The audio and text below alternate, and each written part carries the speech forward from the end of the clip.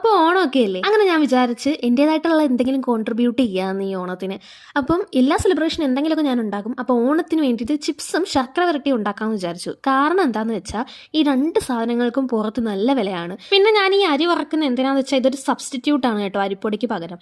ഇത് നമ്മുടെ ശർക്കര വരട്ടി ഉണ്ടാക്കുമ്പോൾ മേളിൽ ഇങ്ങനെ വിതറാനുള്ള പൊടി സെറ്റാക്കാൻ വേണ്ടിയിട്ടാണ് കേട്ടോ. അപ്പോൾ ഇനി ശർക്കര വരട്ടിക്കുള്ള കായ് വറുത്തെടുക്കാമെന്ന് വിചാരിച്ചു. നിങ്ങൾ ഈ പാത്രത്തിൻ്റെ കറുപ്പ് കണ്ടൊന്നും വിചാരിക്കേണ്ടത്, നേരത്തെ അരി വറുത്തതിനകത്ത് വിട്ടാണ് ഞാൻ പിന്നെയും ഫ്രൈ ചെയ്യാൻ പോകുന്നത്.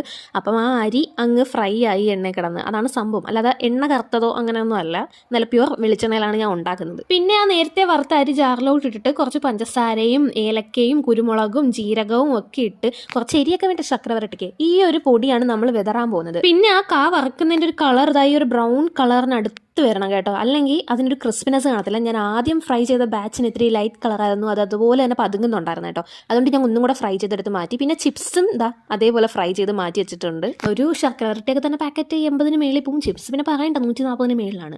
നമ്മൾ കുറച്ചുണ്ടാക്കിയാൽ മതിയല്ലോ. അങ്ങനെ ഞാൻ ഒരു 3 കാ വെച്ചാണ് ഈ 2 ഐറ്റംസ് ഇന്ന് സെറ്റ് ചെയ്യാൻ പോകുന്നത്. ഫ്രൈ ഒക്കെ ചെയ്ത് കഴിഞ്ഞിട്ട് ശർക്കര റെഡിയാക്കണം. ശർക്കര പാനി നല്ല ക്രിസ്റ്റലൈസ് ആവുന്ന ഒരു പരുവം എത്തുമ്പോഴത്തേക്കും ഇതിനകത്തോട്ട് ഫ്രൈ ചെയ്ത് വെച്ച കാ ഇട്ട് കൊടുക്കണം ശർക്കര വരട്ടിക്കുള്ള. പിന്നെ ഇതൊക്കെ ചെയ്യാൻ മിനിമം 2 പേര് വേണം കേട്ടോ. ഒരാൾ ഇളക്കാനും ഒരാൾ ഈ പൊടി ഇട്ട് കൊടുക്കാനും. ഇട്ട് കഴിഞ്ഞപ്പോഴത്തേക്കും ഒരുമാതിരി മെറ്റലിനകത്ത് കോൺക്രീറ്റ് ഇട്ട പോലത്തെ ഒരു അവസ്ഥയായിരുന്നു കേട്ടോ.